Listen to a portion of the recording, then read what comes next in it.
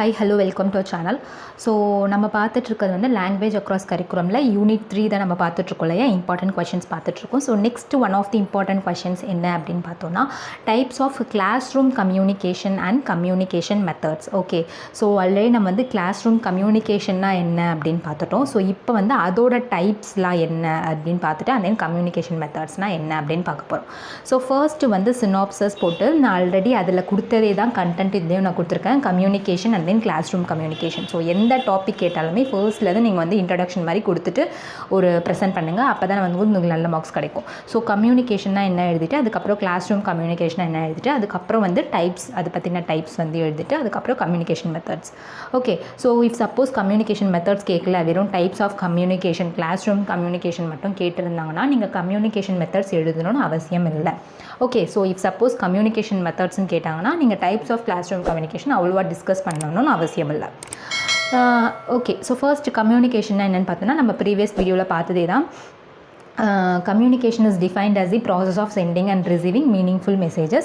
Communication is anything that conveys meaning, that carries a message drastically from one person to another person. So அதே தான் கம்யூனிகேஷன்றது வந்து ஒரு process of sending or receiving information தான் வந்து communication சொல்லுவாங்க. So ஒரு கம்யூனிகேஷன் வந்து ஒரு பர்சன் கிட்டேருந்து இன்னொரு பர்சன் கிட்டே நம்ம வந்து ஒரு விஷயத்தை கன்வே பண்ணணும் இல்லையா, ஸோ அப்போ தான் வந்து கம்யூனிகேஷன் நடக்கும் அவங்களுக்குள்ள. ஸோ கம்யூனிகேஷன் வந்து இம்பார்ட்டன்ட் பிளேஸ் லைக் ஃபார்மலாவோ இல்லை நான் ஃபார்மலாகவும் ஒரு எஜுகேஷனில் வந்து ஒரு இம்பார்ட்டன்ட் பிளேஸாக இருக்குது. ஸோ டீச்சிங்கிறது வந்து ஒரு கம்யூனிகேஷன்னா all teachers are good at communication. And in classroom communication வந்து நம்ம ஒரு சீக்வன்ஸ் நம்ம ஆல்ரெடி ப்ரீவியஸ் வீடியோவில் பார்த்துருக்கோம். ஸோ ஃபர்ஸ்ட் என்னென்ன சீக்வன்ஸ் அப்படின்னு பார்த்தோன்னா ஃபர்ஸ்ட் வந்து டீச்சர் வந்து என்ன பண்ணுவாங்க, இன்ஃபர்மேஷன் ப்ரொவைட் பண்ணுவாங்க. அந்த இன்ஃபர்மேஷன் வந்து ஒரு மீடியம் வழியாக ட்ரான்ஸ்மிட் ஆகி அது வந்து ஸ்டூடெண்ட்டுக்கு ரிசீவ் ஆகும். ஸோ அந்த இன்ஃபர்மேஷன் ரிசீவ் பண்ணிவிட்டு ஸ்டூடெண்ட் வந்து என்ன பண்ணுவாங்க, ரெஸ்பான்ஸ் பண்ணுவாங்க. அண்ட் தென் அந்த ரெஸ்பான்ஸ் வந்து டீச்சருக்கு ரிசீவ் ஆகும். அதுக்கப்புறம் டீச்சர் என்ன பண்ணுவாங்க, கிவ்ஸ் ஃபீட்பேக். ஓகே, ஸோ அதான் வந்து சீக்வன்ஸாக நான் கொடுத்துருக்கேன். ஸோ இப்போ நம்ம பார்க்க போகிறது வந்து types of classroom communication. So types of classroom communication போது 2 டைப்ஸ் இருக்குது. One is a direct and indirect communication and then another one is a verbal and non verbal communication. So direct and indirect கம்யூனிகேஷன்னா இதில் வந்து ஒரு 3 types வருது கீழே. So என்னென்னு பார்த்தோம்னா intrapersonal communication, interpersonal communication and then public communication. And then verbal and non verbal communication போது அதில் 2 டைப்ஸ் வருது, வேர்பல் கம்யூனிகேஷன் அண்ட் தென் நான் வேர்பல் கம்யூனிகேஷன். ஸோ ஃபர்ஸ்ட்டு வந்து நம்ம பார்க்க போகிறது வந்து direct and indirect communication. So direct and indirect கம்யூனிகேஷனில் ஃபர்ஸ்ட் வந்து intrapersonal communication.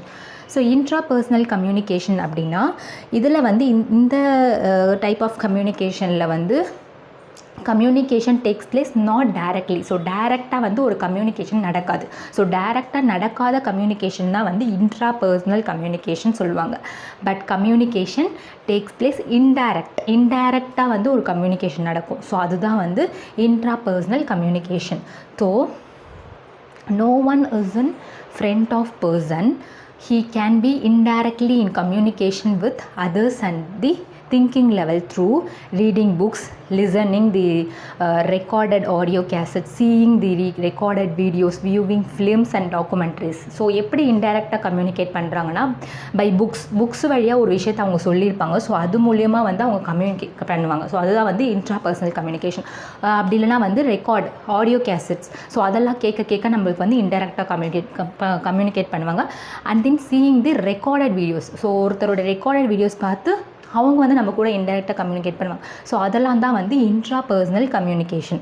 For example, after finishing reading a book, one debating in himself the merits and demerits of ideas in it comes under intrapersonal communication. So ஒருத்தர் வந்து ஒரு புக்கை படித்து முடிச்சுட்டு அந்த ஒரு இன்ஃபர்மேஷனை பற்றி அவங்க வந்து என்னென்ன அட்வான்டேஜ் என்னென்ன டிஸ்அட்வான்டேஜ் இருக்குது அப்படின்றத திங்க் பண்ணுவாங்க இல்லையா. ஸோ அதை திங்க் பண்ண வைக்கிறது வந்து தான் இன்ட்ராபர்சனல் கம்யூனிகேஷன், இன்டைரக்டாக கம்யூனிகேட் பண்ணுவாங்க.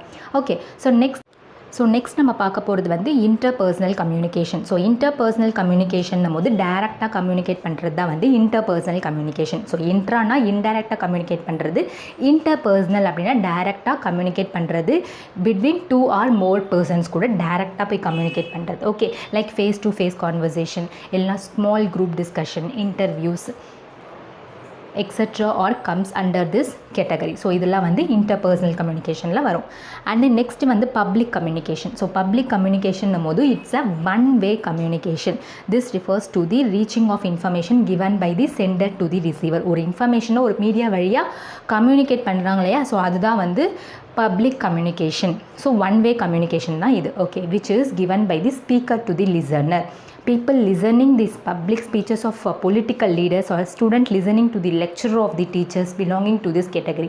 ஸோ இந்த கேட்டகரியில் யார் யார் வருவாங்க அப்படின்னா, ஒரு டெலிவிஷனில் ஒரு பப்ளிக் ஸ்பீச் பொலிட்டிக்கல் லீடர்ஸ் பேசுகிறதோ, இல்லை ஸ்டூடெண்ட் வந்து ஒரு டீச்சர் லெக்சரரை வந்து வீடியோ மூலயமா பார்க்குறது, அது எல்லாமே வந்து பப்ளிக் கம்யூனிகேஷனில் தான் வரும். எக்ஸாம்பிள் ரேடியோ, டெலிவிஷன், அது எல்லாமே வந்து பப்ளிக் கம்யூனிகேஷன். ஓகே, ஸோ உங்களுக்கு கண்டிப்பாக இந்த டிஃப்ரென்ஸ் புரிஞ்சிருக்கும். இன்ட்ரானா indirect communication like reading books, and then interna direct communication, face to face conversation, and then public communication like a media. Okay, so one way communication தான் அது இருக்கும். Okay, so next நம்ம பார்க்க போகிறது வந்து verbal and non verbal communication. So verbal and நான் வேர்பலில் first வந்து verbal கம்யூனிகேஷன்னா என்ன அப்படின்னு பார்க்க போகிறோம். In this type of communication, language symbols used may be in the form of words or letters. So இந்த இடத்துல வந்து எப்படி வந்து வேர்பல்னாவே லைக் அ ரைட்டிங் ஆக்ஷன் தானே வேர்பல் அப்படின்னு சொல்லுவாங்க. So maybe like a forms of words or letters தான் வந்து வேர்பல் கம்யூனிகேஷன் அப்படின்னு சொல்லுவாங்க. Every society has evolved one or more languages for communicate among its members. So member of society communicating themselves through speech or writing belongings to verbal communication category. So ஒரு சொசைட்டியில் ஒரு communicate பண்ணணும் அப்படின்னா பேசி communicate பண்ணலாம், இல்லைனா எழுதி communicate பண்ணுறாங்களே, ஸோ அதுதான் வந்து verbal communication. In classroom teaching this kind of communication takes place large. So classroom கம்யூனிகேஷனில் வந்து வேர்பல் கம்யூனிகேஷன் தான், லைக் ஸ்பீச்சிங் ரைட்டிங் தான் நடக்குது கிளாஸ் ரூமில். ஸோ அப்போ திஸ் டைப் ஆஃப் கம்யூனிகேஷன் தான் வந்து கிளாஸ் ரூமில் நடக்குது. And then non-verbal communication அப்படின்னும் போது exchange of ideas, thoughts, gestures, facial expression, acting, so இதெல்லாம் வந்து நான் வேர்பல் கம்யூனிகேஷன். ஸோ எப்படின்னா ஒரு ஐடியாவை எக்ஸ்சேஞ்ச் பண்ணிக்கிறது, அண்ட் தென் தாட்ஸு, ஆக்ஷன்ஸ் எல்லாமே வந்து நான் வேர்பல். ஸோ வேர்பல்னால் ஸ்பீச் ஆர் ரைட்டிங் தான் வேர்பல்.